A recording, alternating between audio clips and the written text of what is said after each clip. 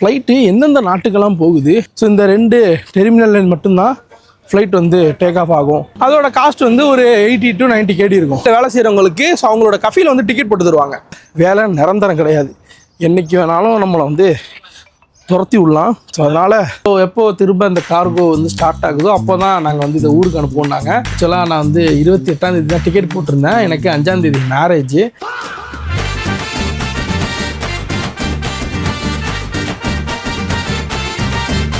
Hello guys, welcome back to my channel. நானும் vlogger. எல்லோரும் எப்படி இருக்கீங்க? நல்லா இருக்கீங்க அப்படின்னு சொல்லிட்டு நம்புகிறேன். நான் இங்கே அல்ஹம்துலில்லாஹ் சூப்பராக இருக்கேன். குவைத்தில் ஃப்ளைட் ஓப்பன் பண்ணிட்டாங்க. எல்லாருக்கும் ஒரு செம்ம ஹாப்பி நியூஸு. இது எல்லாருக்கும் தெரிஞ்சிருக்கும். பட் இதெல்லாம் இருந்தாலும் அந்த ஃப்ளைட்டு எந்தெந்த நாட்டுக்கெல்லாம் போகுது, மெயினாக நம்ம தமிழ்நாட்டுக்கு போகுதாங்கிறது தான் மேட்ரு. ஏன்னா என்ன சொல்லியிருக்காங்கன்னா, சில ஃப்ளைட்ஸ் மட்டும் தான் நாங்கள் ஓப்பன் பண்ணுறோம், அதுவும் சில டெஸ்டினேஷன் மட்டும் தான் நாங்கள் ஓப்பன் பண்ணுறோம் அப்படிங்கிற மாதிரியான நியூஸஸுமே கொடுத்துருக்காங்க. ஆனால் இப்போ வரையிலையும் ஃப்ளைட்டு போகலை. ஆக்சுவலாக ஃப்ளைட்டு ஸ்டார்ட் ஆக போகிறது எப்போ அப்படின்னா, அதாவது 26 ஏப்ரல். ஸோ சண்டே தான் ஓப்பன் ஆகும். அப்போ தான் ஃப்ளைட்லாம் ஃப்ளை ஆகும். அது வரைக்கும் எங்களோட ஏர் ஸ்பேஸை ஓப்பன் பண்ணியிருக்கோம் தான் கவர்மெண்ட் சொல்லியிருக்கு. ஸோ அது இன்னும் ஒரு விதத்தில் கரெக்டு தான். ஸோ இதெல்லாம் முடிஞ்ச பிறகு எப்போ தான் ஏர்போர்ட்லேருந்து ஃப்ளைட்டு சென்னைக்கு போகணும்னு இருக்குது. ஸோ நிறைய பேர் வெயிட் பண்ணோம். ஏன் ஸ்பெஷலி நானுமே வெயிட் பண்ணேன். பட் ஆனால் இப்போ என்ன தெரியுமா ஆகிட்டு, டிக்கெட் ரேட்டு செம்ம ஹெவியாக இருக்குது காய்ஸ். இந்த டிக்கெட் ரேட்டு இதுக்கு முன்னாடி எப்படி இருந்துச்சோ அதே மாதிரியே இருக்குது. அது மட்டும் இல்லாமல் இப்போ அவங்க ஓப்பன் பண்ணியிருக்கிறதுமே ஒரு கோளாறு அப்படி தான் சொல்லணும். ஏன்னா எப்படி இப்போ ஜெசீரா வந்து தம்மாம் போயிட்டுருக்கு, நிறைய பேருக்கு தெரியும். ஸோ அந்த ஃப்ளைட்ஸ் எல்லாமே அப்படியே அதே ரூட்டில் போயிட்டுருக்கோம். அண்டு இங்கே புதுசாக ஓப்பன் பண்ணியிருக்கிற குவைத் ஏர்போர்ட்டில் T4 and T5. So terminal 4, terminal 5. இதில் வந்து ஒன்று ஜெசீராவோட, ஒன்று குவைத் ஏர்வேஸோட. ஸோ இந்த 2 டெர்மினல் மட்டும்தான் ஃப்ளைட் வந்து டேக் ஆஃப் ஆகும் அப்படின்னு சொல்லியிருக்காங்க.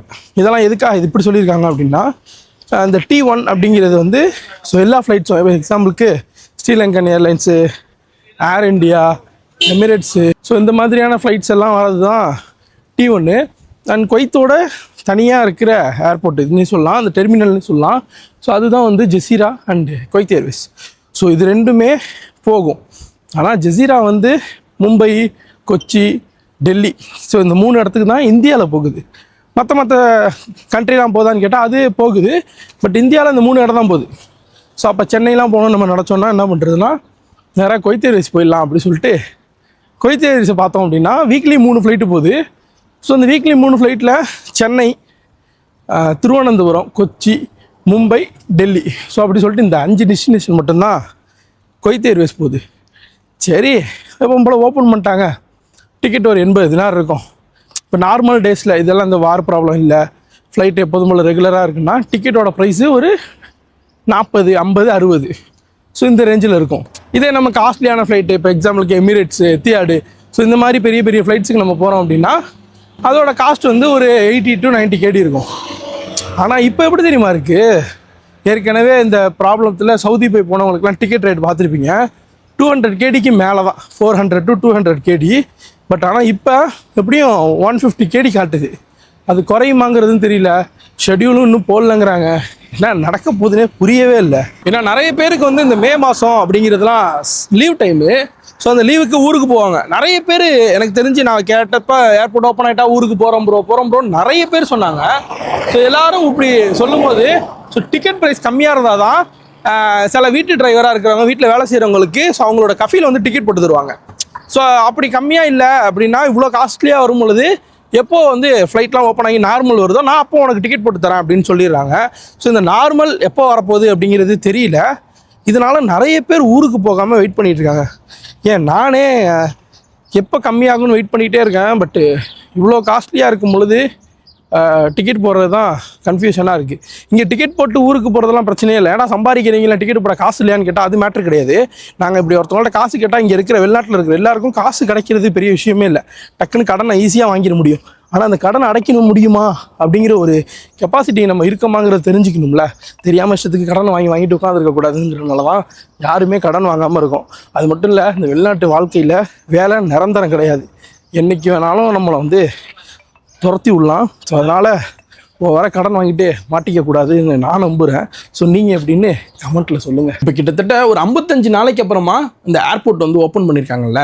ஸோ இந்த ஏர்போர்ட் ஓப்பன் பண்ணது ஊருக்கு போகிற விஷயத்தை தாண்டி எத்தனை பேருக்கு தெரியுமா திரும்ப வேலை கிடச்சிருக்கு, ஒரு ஹாப்பி நியூஸாக இருக்குது. ஏன்னா இந்த வார் சுச்சுவேஷன் ஸ்டார்ட் ஆனதுலேருந்து, எப்போ ஏர்போர்ட் ஸ்டாப் ஆனதுலேருந்து ஷிப்பிங் ப்ராப்ளம் இருக்குது. ஸோ அண்ட் தென் இல்லை கார்கோ ப்ராப்ளம், இந்த மாதிரியான சைடில் ஒர்க் பண்ணுறவங்க நிறைய பேருக்கு வெறும் 30% தான் ஒர்க்கு, மற்றவங்கெல்லாம் ஊருக்கு போங்க அப்படிங்கிற மாதிரி சொல்லிட்டாங்க. சில பேருக்கு சேலரி கிடையாது, வேலை கேன்சல், இந்த மாதிரி பல பேர் பல விதத்தில் வந்து பாதிக்கப்பட்டிருந்தாங்க. ஸோ எனக்கெல்லாம் அந்த கடை இருக்குது. ஸோ கடை இருக்கனால ஓடிட்டு இருக்கு. பட் ஆனால் ஒரு நாள் நைட்டு கடையை க்ளோஸ் பண்ண சொல்லும் பொழுது உண்மையாக எங்களுக்கே ஒரு பயம் வந்துட்டு, என்னடா கடையை க்ளோஸ் பண்ண சொல்கிறாங்க, கடையை க்ளோஸ் பண்ணிட்டா நமக்குன்னு இருக்கிற இன்கம் என்ன ஆச்சு, ஸோ நம்மளை ஊருக்கு அனுப்புனாலும் நம்ம ஊருக்கு போய் நம்மளுக்கு இன்கம் என்ன இருக்குது அப்படின்னு சொல்லிட்டு ஒரு செகண்ட் நம்மளை வந்து பயங்கரமாக ஸ்ட்ரைக் ஆக வச்சுட்டு, ஸோ அதுலேருந்து ஒரு விஷயம் நானும் முடிவு பண்ணேன். கண்டிப்பாக பார்க்குற நீங்களும் அதையே ஃபாலோ பண்ணிக்கோங்க. நம்ம என்ன தான் வெளிநாட்டில் வேலை செஞ்சாலும் நமக்கு வேலை அப்படிங்கிறது நிரந்தரமே கிடையாது. என்றைக்கு வேணாலும் நம்மளோட வேலை போகலாம். ஸோ எக்ஸாம்பிளுக்கு வீட்டு டிரைவராக இருக்கட்டும், அண்ட் ஆஃபீஸ் ஒர்க்காக இருக்கட்டும், கடையில் வேலை செய்கிறவங்களா இருக்கட்டும், இல்லை வெளியே டிரைவராக இருக்கிறவங்களா இருக்கட்டும், இல்லை டெலிவரி பாய் யாராக வேணாலும் இருக்கட்டுமே, இந்த அப்ராட் லைஃப்பில் வேலை நிரந்தரமே கிடையாது. இல்லை எனி அதர் ப்ராப்ளத்தில் நம்மளை போலீஸ் அரெஸ்ட் பண்ணிட்டு போனாலும் நம்மளுக்கு வேலை போயிடும். இல்லை கடையில் இருக்கேன், கடையை க்ளோஸ் பண்ணாங்கன்னா வேலை போயிடும். ஒரு வீட்டு டிரைவராக இருக்கேன், என் வீட்டுக்கு டிரைவரே வேணாப்பா, நானே கார் ஓட்டிக்கிறேன்ப்பா அப்படின்னு சொன்னாலும் அவங்களுக்கு வேலை போயிடும். ஸோ இந்த மாதிரி வேலை போயிடுச்சு அப்படின்னா கஷ்டப்படுறது நம்ம தான்.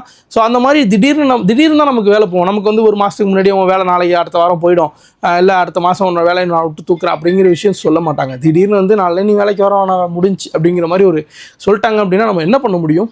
அதனால் நான் அந்த ஒரு விஷயத்துலேயே ஃபாலோ பண்ணுறது என்ன அப்படின்னா, எனக்குன்னு ஒரு சேவிங்ஸ்னால் என்னோடய செலவுக்குன்னு இல்லாமல் எனக்கு ஊருக்கு நான் போனேன் அப்படின்னா எந்த விதத்துலேயும் என்னை வந்து ஒரு மாதம் பேக்கப்பில் இருக்கிறதுக்காக ஒரு சேவிங்ஸ் நான் எடுத்து வைக்க ஸ்டார்ட் பண்ணிட்டேன். ஸோ அந்த சேவிங் எதுக்காக அப்படின்னா, நான் இப்போ ஊருக்கு போகிறேன்னா எனக்கு ஊருக்கு போகிறதுக்கு செலவு. இப்போ நான் வந்து ஊருக்கு போக போகிறேன்னு தெரிஞ்சிட்டுனா அதுக்கு அப்போது நான் வந்து எப்போதுமே அமௌண்ட் எடுத்து வைப்பேன்.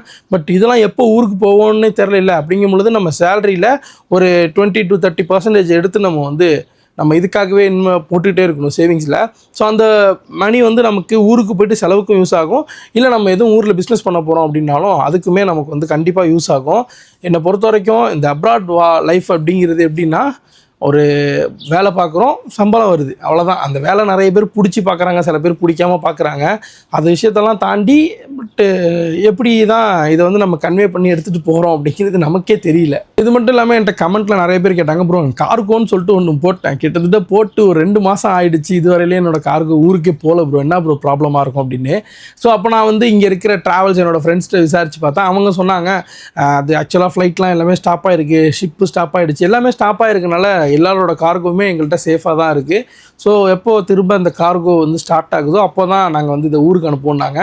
அதே மாதிரி இப்போ கார்கோவுமே ஸ்டார்ட் ஆகிருக்கு. வீக்லி 3 ஃப்ளைட்ஸ் வந்து குவைத் ஏர்வேஸ்லேருந்து போக போகுது.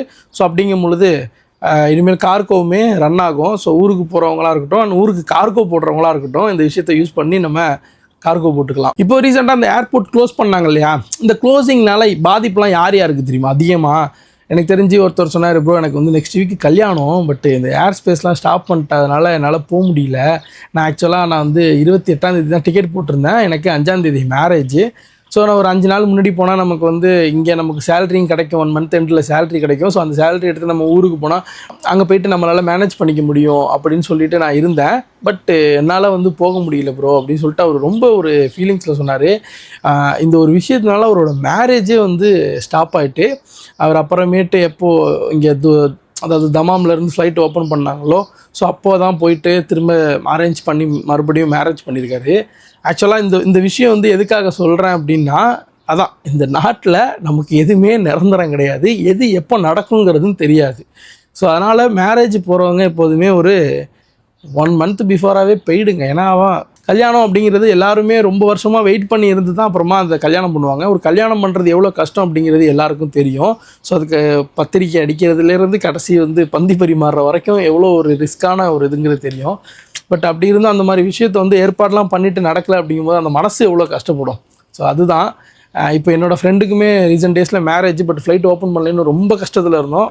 பட்டு அல்ஹம்துலில்லாஹ் இப்போ ஃப்ளைட் ஓப்பன் பண்ணனால நிறைய பேருக்கு நிறைய விதத்தில் ஒரு சந்தோஷம் தான். ஓகே, ஃபைனலாக ஒரு நல்ல செய்தி கிடச்சிருக்கு. ஸோ இதை யூஸ் பண்ணி ஊருக்கு போகிறவங்க ஊருக்கு போயிருக்கோங்க.